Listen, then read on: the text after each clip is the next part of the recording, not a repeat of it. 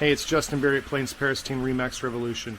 The number one request we've had this year from buyers is a little bit of land outside of the city.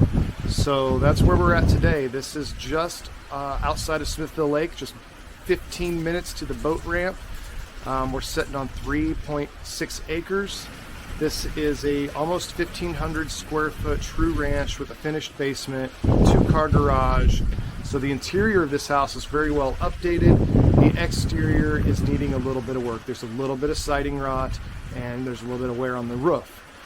So it's priced accordingly. That is something we haven't been able to say for quite a long time. So this is an excellent opportunity for somebody that's been holding out, waiting for a way to afford to make it out onto some land and still be close enough to the city, you know, to work.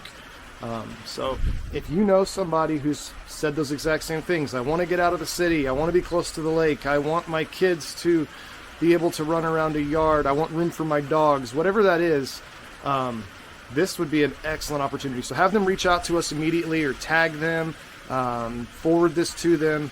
And again, one of us is always available to answer the phone and we'll set up a private showing, okay? Anyways, you guys have a great day.